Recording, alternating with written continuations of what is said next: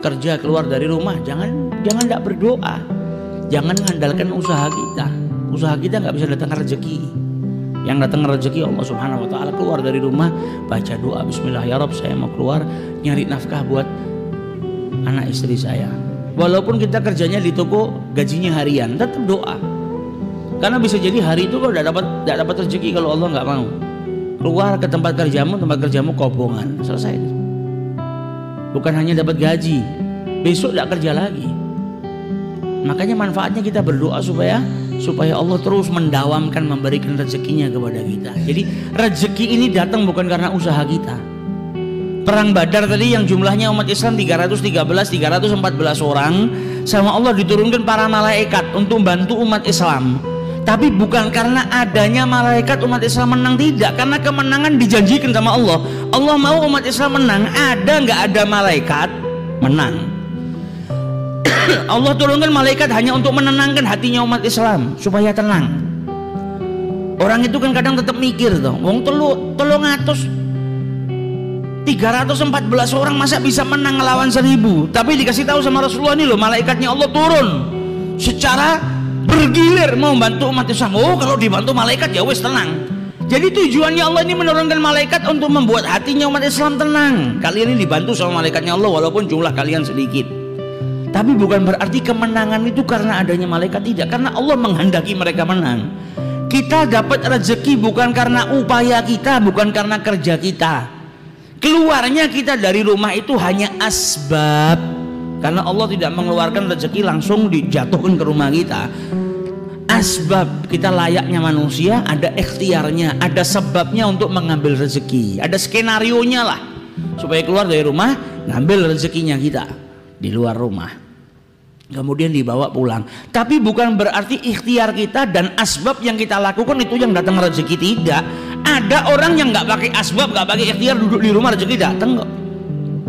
Kita pernah Pak, suatu hari pasti sering kita, bukan pernah, sering kita duduk di rumah nggak pakai kerja, nggak nyari makan, ada orang datang mencari berkat, ya kan? Berarti itu kan rezeki, nggak pakai ikhtiar, nggak pakai asbab. Ada orang datang nih, ada mitoni kayak ada berkah pengajian kayak dikirim ke rumah kita. Kadang duduk di rumah tiba-tiba ada tamu datang ngasih buah-buahan, padahal kita nggak ada ikhtiarnya. Nah, ini rezeki daripada Allah Subhanahu Wa Taala. Yang terkadang kita diingatkan sama Allah nih loh, kau nggak pakai ikhtiar saja, kalau Allah menghendaki kau dapat rezeki, dapat. Tapi karena kita ini manusia ya harus pakai ikhtiar. Tapi bukan berarti ikhtiar itu yang datangkan. Tapi ada daripada kalangan hamba-hambanya Allah yang khusus nggak pakai ikhtiar, rezekinya didatangkan sama Allah Subhanahu Wa Taala. Nah, kita nggak bisa, belum sampai derajatnya seperti itu, karena kita tawakal aja masih mikir kok. Tawakal sama Allah masih mikir, iya nek selamat nek orang selamat piye. Nah, tawakalnya kita masih ragu. Lah kalau mereka tawakalnya luar biasa, jadi jauh derajatnya. Sampai dulu pernah Imam Syafi'i ini berbeda pendapat dengan gurunya Imam Malik. Masalah apa? Masalah rezeki. Dalam hadisnya Rasulullah dikatakan, lau annakum tawakkaltum 'alallahi haqqa tawakkulihi, kalau kalian ini benar-benar bertawakal kepada Allah dengan sebaik-baik tawakal, la razaqakum kama yarzuqut thair, kalian pasti akan diberikan rezeki oleh Allah Subhanahu Wa Taala sebagaimana Allah memberikan rezeki kepada burung. Taghdu, burung itu keluar di pagi hari dalam keadaan khisaman, perutnya kosong lapar, kemudian kembali dalam keadaan kenyang. Nah, Imam Malik bilang apa? Di sini yang paling penting tawakalnya. Kalau orang tawakalnya kepada Allah Subhanahu Wa Taala haqqa tawakkulihi, benar-benar bertawakal kepada Allah Subhanahu Wa Taala, nggak pakai ikhtiar, rezeki datang.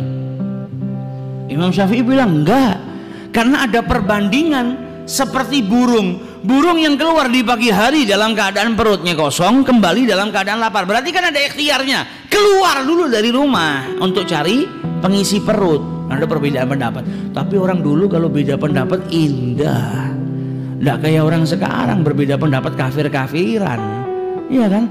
Malah musuhan, malah mencaci satu sama yang lain. Perbedaan pendapat ini rahmah, jangan dirubah jadi balwa, bencana. Imam Syafi'i punya pendapat seperti ini, Imam Malik punya pendapat seperti ini. Akhirnya Imam Syafi'i keluar dari rumahnya Imam Malik sambil berpikir, masih belum puas dia. Enggak, orang cari rezeki harus ikhtiar. Ya benar. Pendapatnya Imam Syafi'i benar, pendapatnya Imam Malik juga benar. Terkadang ada orang tanpa berikhtiar dikirimkan rezekinya sama Allah Subhanahu wa taala ke rumah. Tapi kadang juga ada waktunya kita berikhtiar kepada Allah Subhanahu wa taala. Maka di tengah jalan Imam Syafi'i ketemu sama orang tua, mau bawa kurma 1 karung, ngangkat gak kuat, habis panen. Maka kata Imam Syafi'i, sini saya bantu. Dibantu sama Imam Syafi'i, dibawakan sampai ke rumahnya. Sampai di rumahnya, pemilik kurma tadi, karena sudah bantu, diambilkan kurma, diberikan kepada Imam Syafi'i. Ini kurma buat kau tadi sudah bantu saya. Maka diterima sama Al-Imam Syafi'i. Sambil dia teringat dengan pendapatnya nih, kalau saya tadi nggak ngangkatkan karung kurmanya orang tua ini, ya saya nggak dapat rezeki kurma ini. Tapi karena saya ngangkatkan, ada ikhtiar, saya dapat rezeki ini. Kembali dia ke rumah gurunya mau buktikan, sambil mau ngasih hadiah. Zaman dulu tuh santri kalau dapat kenikmatan yang pertama keinget siapa? Gurunya. Wah, ini saya dapat kurma, saya harus bagi dengan guru saya. Balik ke rumahnya Imam Malik, diberikan setengahnya buat Imam Malik, ini kurma buat engkau, ini kurma buat saya dapat rezeki tadi, kita bagi setengah, kata Imam Syafi'i. Kemudian diceritakan, ini tadi kalau saya nggak ngangkatkan ya saya nggak dapat. Kata Imam Malik apa? Engkau benar, saya juga benar. Saya nggak pakai keluar dari rumah, nggak pakai nguli, nggak pakai ngangkatkan 1 karung, datang sendiri ke rumah saya, kau bawa ke sini. Berarti kan saya benar, nggak pakai tawa, saya nggak pakai ikhtiar dapat kurmanya. Kau juga benar, kau nggak bisa dapatkan kurma ini kecuali kau dengan berikhtiar ngangkatkan kurma ini. Nah, ini indah. Satu punya pendapat seperti ini, satu punya pendapat seperti itu. Sampai dulu Ibrahim ibn Adham ketika di masa belajarnya, maka dia dulu seorang peniaga, berdagang. Ketika dia berdagang, di tengah-tengah padang pasir dia lihat ada seekor burung yang jatuh. Maka kemudian dia tunggu, ini kira-kira burung yang jatuh nggak bisa terbang lagi, kan dia butuh makan. Kira-kira rezekinya dikirim nggak sama Allah? Kalau sampai rezekinya dikirim sama Allah Subhanahu wa taala, padahal dia sudah nggak bisa terbang, dia di tengah padang pasir seperti ini, tapi tetap mendapatkan rezeki dari Allah. Besok saya berhenti kerja. Buat apa kerja? Kalau memang rezeki itu dihantarkan. Tapi kalau dia mati, ya sudah saya kerja terus. Kata Ibrahim bin Adham. Ternyata nggak lama dia duduk, dia liatin burung tadi, ada burung datang bawa makanan di mulutnya. Kemudian diberikan kepada burung yang cacat tadi, yang jatuh tadi. Maka dia ngeliat, ya Allah, walaupun dalam keadaan seperti ini Allah tetap mengirimkan rezekinya. Pulang ke rumah, dagangannya taruh gudang, dia tidak mau kerja lagi.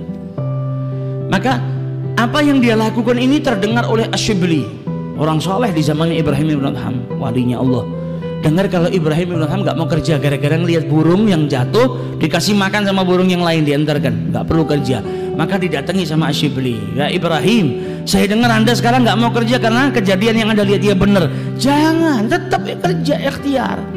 Loh, saya nggak perlu ikhtiar, burung tadi saja sudah nggak bisa terbang aja masih dikasih rezekinya sama Allah Taala. Buat apa saya harus berikhtiar? Toh nanti Allah juga ngirimkan rezekinya ke saya.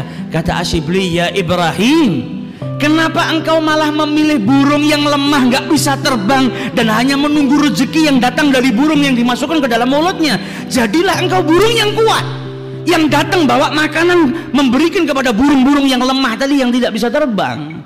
Jangan milih yang lemah, milih burung yang kuat. Jadilah engkau saudagar yang kaya, yang bisa membantu saudara-saudaramu yang lemah. Nah, ini yang diajarkan oleh Asyibli. Jadi ya yang seperti itu memang ada, tapi jangan kita milih yang lemah. Jangan milih jadi burung yang patah sayapnya nunggu makanan dari orang, tapi jadilah burung yang bisa terbang kemana-mana mencari rezeki dan kau berikan kepada saudara-saudaramu yang tidak mampu. Nah, ini yang dia mau. Lebih baik kita menjadi burung yang kuat tadi, bisa membantu saudara-saudara kita, daripada menjadi burung yang lemah. Jadi tawakal dan juga ikhtiar. Nah, kalau para wali-walinya Allah kita nggak sampai derajat ke sana. Zikir stino status toh mau nggak keluar rumah rezeki datang, nggak ada. Yang nggak datang akhirnya omelan istri kita. Jadi lanang nang omah tok ora tau metu. Nah, akhirnya sarapan kita omelan, makan siang kita omelan.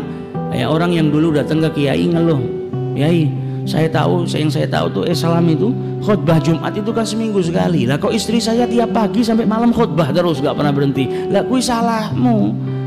Lah kamu yang nggak didik istrimu, kamu yang nggak nyari nafkah, ya akhirnya mulai dari pagi sampai malam khutbah Jumat istrimu." Nah, kalau kita nggak ikhtiar, yang ada gitu sarapan kita diomeli bojo, makan siang kita diomeli bojo. Jadi